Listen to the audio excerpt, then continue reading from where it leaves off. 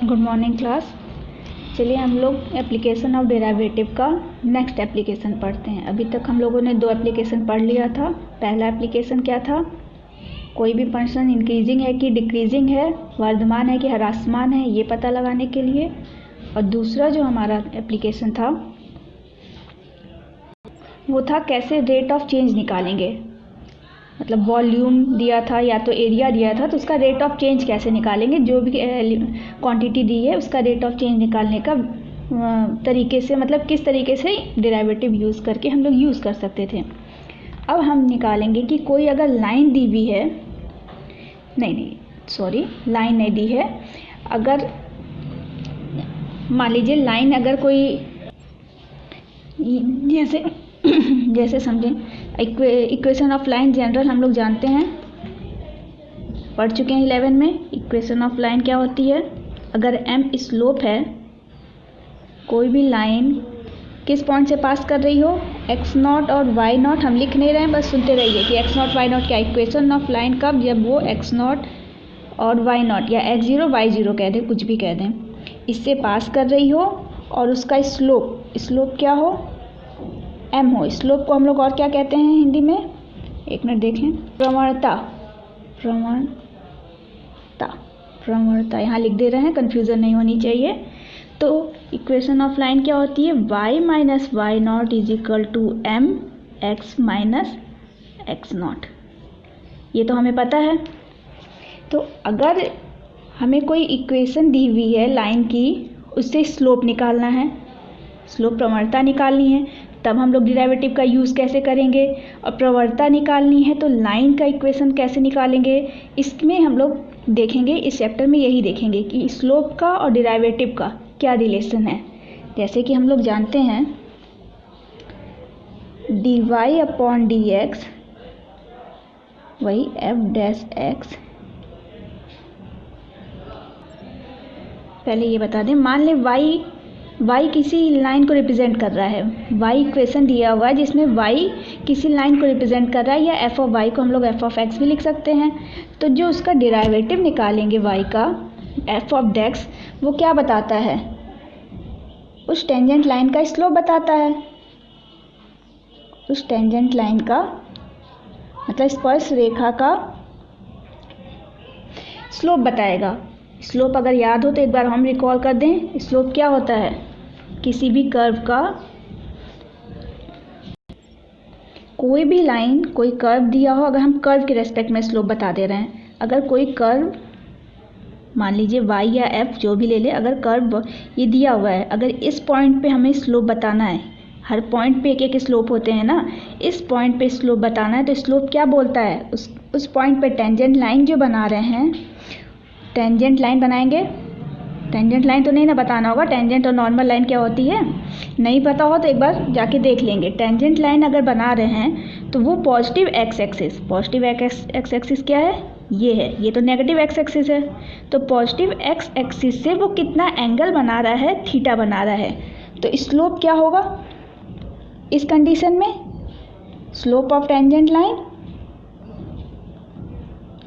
मतलब इस कर्व का स्लोप इस पॉइंट पे क्या बताएगा, स्लोप ऑफ टेंजेंट, वहाँ पे जो टेंजेंट लाइन बना है उस टेंजेंट लाइन का जो स्लोप होगा वही स्लोप ऑफ कर्व होगा।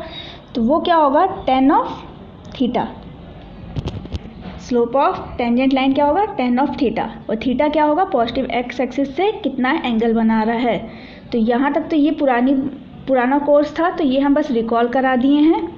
ये चीज़ हम लोग को पता है कि कोई भी अगर लाइन दी हुई या कोई कर्व दिया हुआ है, y कुछ भी है, मान लीजिए y कर्व है, कर्व भी तो एक लाइन ही हो गई ना एक स्पेशल केस में, तो उसका अगर डेरिवेटिव निकालते हैं तो वो डेरिवेटिव क्या बताता है, उस टेंजेंट लाइन का स्लोप बताता है, मतलब उस स्पर्श रेखा का प्रवणता बताता है। इसी का यूज़ करके हमें पूछेगा, कोई लाइन का इक्वेशन दे देगा, पूछेगा स्लोप बताइए। चलिए क्वेश्चन देखते हैं तो उसमें हर कॉन्सेप्ट क्लियर हो जाएगा, क्योंकि एप्लीकेशन में थ्योरी कम होती है, क्वेश्चन जैसे जैसे करते हैं तो क्वेश्चन समझ में आता है। क्वेश्चन करने से पहले एक चीज़ ये ध्यान दे दें, अगर थीटा की वैल्यू 0 हो जाएगी तो ग्राफ देखें, थीटा की वैल्यू 0 हो जाएगी तो टेंजेंट लाइन कैसा हो जाएगा, ये हो सकता है, ये भी हो सकता है, कुछ भी हो सकता है। तो मतलब क्या, इसका देखिए एंगल कितना बना रहा है, ये पैरेलल हो गई ना। थीटा अगर 0 है मतलब tan थीटा की वैल्यू क्या आएगी, 0 आएगी।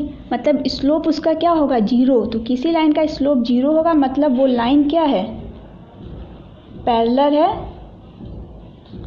एक्स एक्सिस के।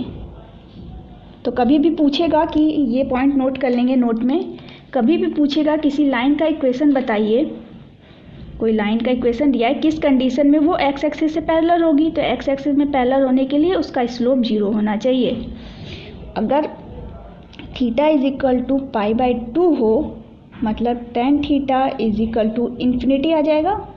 तो लाइन क्या हो जाएगी, लाइन पैरेलल टू, कब 90 डिग्री बनाएगा तब ना, 90 डिग्री ऐसे भी हो सकता है, ये भी हो सकती है लाइन, कुछ भी हो सकती है ना।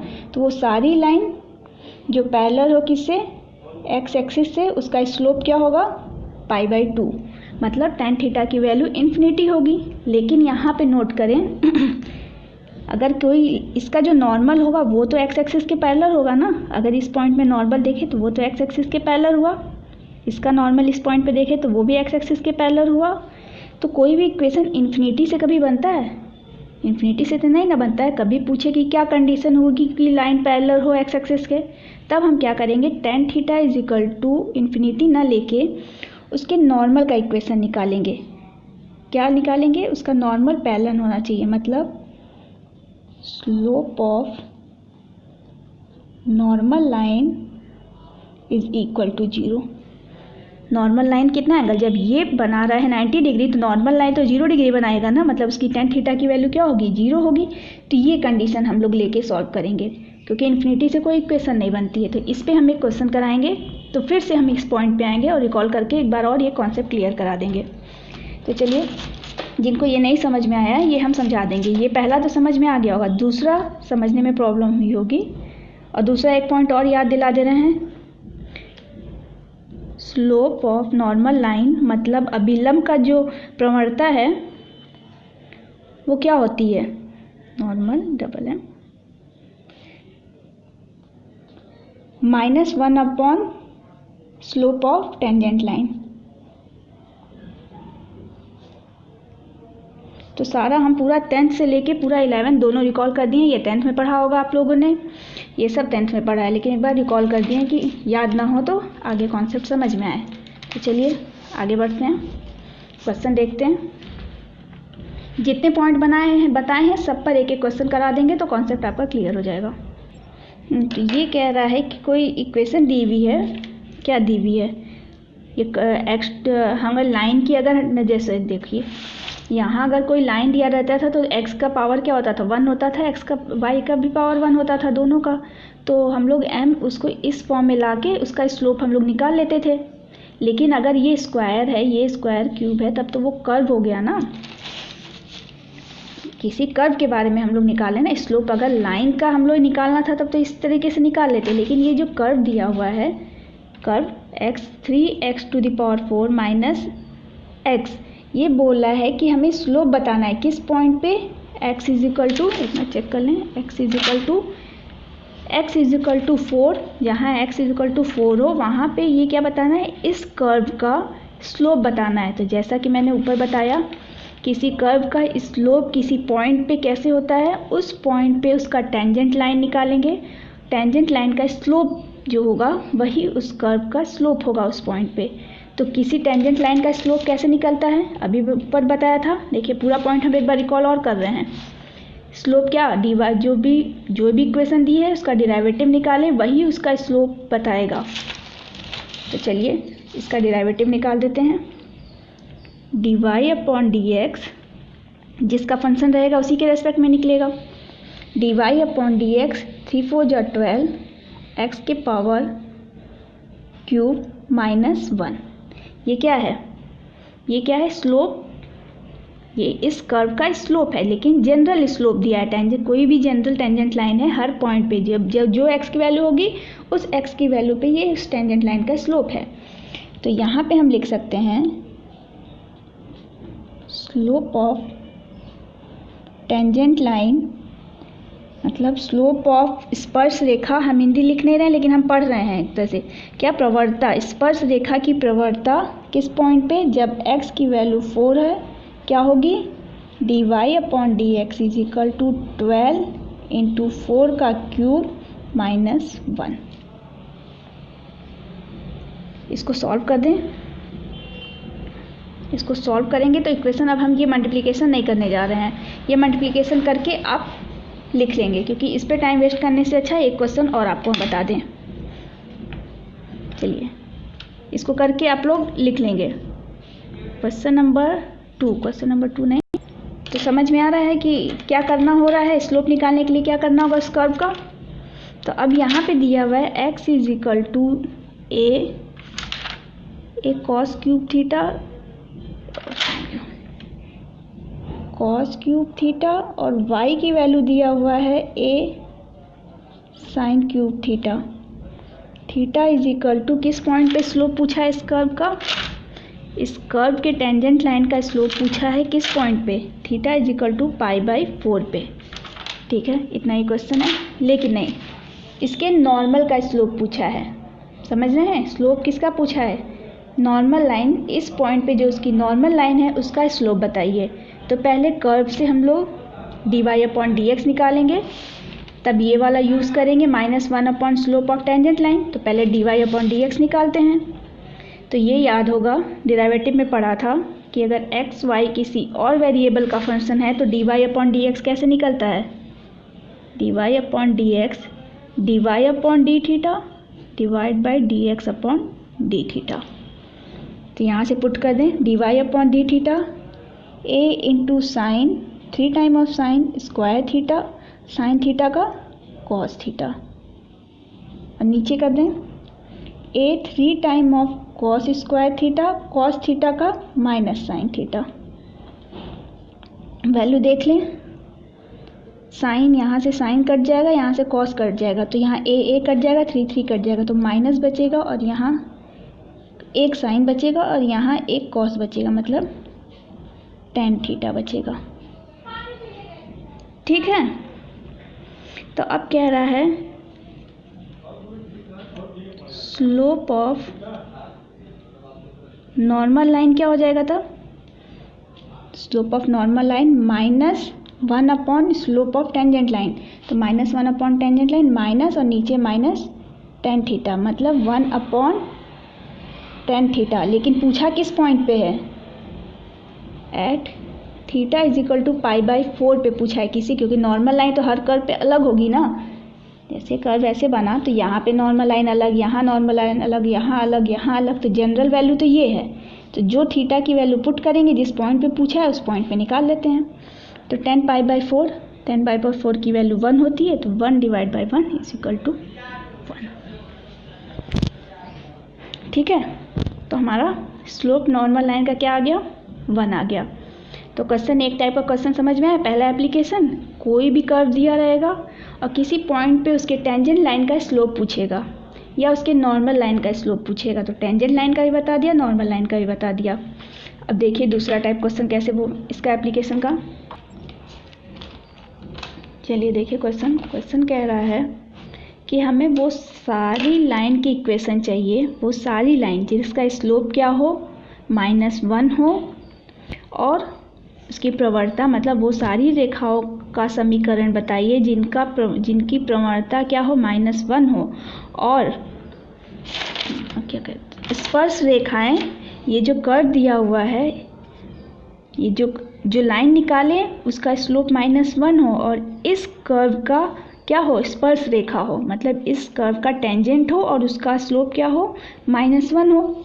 तो पहले वाले इक्वेशन से निकलता है कि मान ले इक्वेशन ऑफ लाइन अगर देख रहे हैं y के हिसाब से, तो यहाँ से टेंजेंट टू द कर्व, इस कर्व के y is equal to 1 upon x minus 1 दिया हुआ है कर्व, इसका टेंजेंट हो, मतलब इसका स्लोप क्या होना चाहिए, -1 होना चाहिए। स्लोप दिया हुआ है, हमें एक ही कंडीशन ना पता है, टेंजेंट तो हम नहीं निकाल सकते हैं।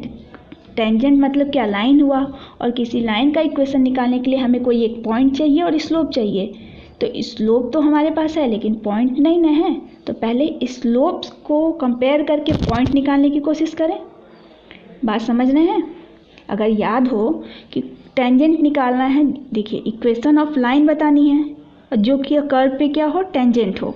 ठीक है, तो एक तरह से हमें लाइन की इक्वेशन निकालनी है। और लाइन की इक्वेशन निकालने के लिए अगर याद हो y minus y not is equal to m x minus x not, मतलब हमें एक पॉइंट में रहना चाहिए x नॉट y नॉट और स्लोप होना चाहिए। स्लोप तो हमारे पास है लेकिन ये पॉइंट तो नहीं ना है, तो ये पॉइंट कहाँ से मिलेगा, ये दोनों से रिलेशन बनाए, मतलब इसका स्लोप जो होगा वही -1 के बराबर होगा। तो इसका dy/dx जो निकालेंगे, इस कर्व का टेंजेंट का जो स्लोप निकालेंगे वो -1 होना चाहिए, क्वेश्चन में दिया हुआ है। तो -1/x-1 का होल स्क्वायर हो जाएगा इसका डिराइवेटिव। इसकी वैल्यू क्या होनी चाहिए, -1, कंडीशन दी हुई है, तो -1 के बराबर हम इक्वेट कर दिए। अब सॉल्व कर दें, -1 कट गया तो क्या आया, x-1 का whole square is equal to 1, ये दोनों कट के 1 आए ना। इसको सॉल्व करें अगर, x² + 1 - 2x is equal to 1, 1 cut जाएगा तो क्या बचेगा, x कॉमन ले लेते हैं, ये कट गया, x कॉमन लिए तो x - 2 इज इक्वल टू 0। तो देखिए पॉइंट मिला ना, लेकिन यहाँ पॉइंट क्या मिल रहा है, x is equal to 0 and x is equal to 2, मतलब इस कर्व पे दो पॉइंट मिल रहा है, मतलब दो टेंजेंट लाइन मिलेंगे जिनका स्लोप क्या होगा, -1 होगा। ऐसा हो सकता है ना, कोई भी अगर कर्व दिया हुआ है, अगर ऐसे दिया हुआ है, चलिए वो छोड़िए, टेंजेंट लाइन अगर ये वाला एंगल देखें, ये टेंजेंट लाइन ये थीटा आ रहा है, tan थीटा इसकी वैल्यू आई। लेकिन अगर यही चीज़ अगर हम यहाँ पे देखें, ये वाला दूसरा लाइन देखिए, इसकी वैल्यू क्या है, ये वाली, ये हम कैसे समझा रहे हैं, रुकिए हम देखना चाह रहे हैं दूसरा एग्जांपल। ऐसे समझिए, tan थीटा की value tan pi plus theta के बराबर होती है, साफ से लिख दे रहे हैं, tan थीटा की value tan pi plus theta के बराबर होती है। मतलब कोई भी स्लोप, अगर यहाँ पे स्लोप की वैल्यू m है थीटा एंगल पे, ये एंगल जो थीटा है, इस थीटा एंगल पे स्लोप की वैल्यू m है, तो पाई प्लस थीटा, मतलब एक आगे बढ़ें, इस वाले पर देखें, पाई एक बड़ा प्लस थीटा, ये वाली, तो इस पे भी तो स्लोप इसका सेम आएगा। तो ऐसे ही अगर कोई कर्व दिया हुआ है, अगर इस कर्व में चलें तो अगर उसकी थीटा वैल्यू पे स्लोप -1 आ रहा है, तो पाई प्लस थीटा पे भी तो -1 आ रहा है, मतलब इसकी दो पॉइंट मिल रहे हैं जहाँ पे इसका स्लोप क्या हो रहा है, -1 के बराबर हो रहा है। ये कंडीशन बता रही है सॉल्व करने से। तो यहाँ से देखें, अब हमने बताया कि इक्वेशन ऑफ लाइन के लिए स्लोप पता है हमें, हम पॉइंट निकालना चाह रहे थे तो पॉइंट हम निकाल लिए हैं। तो यहाँ पे सिर्फ x0 मिला है, y0 की वैल्यू निकाल दें तो क्या आई, x0 is equal to 0, y की वैल्यू क्या आ जाएगी, इस पॉइंट से निकालें क्योंकि टेंजेंट तो यहीं हो रहा है ना, x इज इक्वल टू 0 तो -1, और x इज इक्वल टू 2 पे y की वैल्यू 1। तो देयरफॉर कह सकते हैं there exist two line tangent to the given curve, मतलब दिए हुए कर्व पे दो लाइन ऐसे एग्जिस्ट करेंगी जिनका स्लोप -1 है और इस कर्व पे टेंजेंट है। तो पहली लाइन क्या होगी, इक्वेशन से लिख दें, y माइनस ऑफ y0 की वैल्यू -1 है तो +1 हो जाएगी, और m की वैल्यू -1 है, x -0 तो यहीं छोड़ देंगे, तो क्या हो जाएगी, y + x + 1 is equal to 0, और दूसरा y -1 is equal to -1 slope x -2, तो क्या आएगा, y + x, और ये +2 हो जाएगा, इधर जाएगा तो -2, तो -3 इज इक्वल टू 0। तो दो इक्वेशन कौन सी आ गई, पूरी लाइन में से सिर्फ क्या आएगी, सिर्फ दो ही लाइन आएगी जिनका स्लोप -1 होगा और इस कर्व पे क्या होगा, टेंजेंट होगा। तो बात समझ में आई आपको कि किस टाइप का क्वेश्चन पूछ सकता है।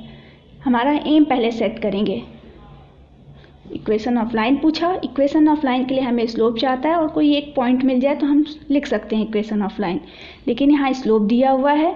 पॉइंट निकालने के लिए हमें एक कंडीशन दे दी है कि ये जो कर्व दिया हुआ है y इज इक्वल टू 1/, इस पे टेंजेंट है, और हम लोग डिराइवेटिव के एप्लीकेशन से जानते हैं कि इस पॉइंट पे जो उसका टेंजेंट का जो स्लोप होगा dy/dx के बराबर होगा और उसकी वैल्यू -1 है, तो dy/dx एक इक्वेशन मिल गया हमें।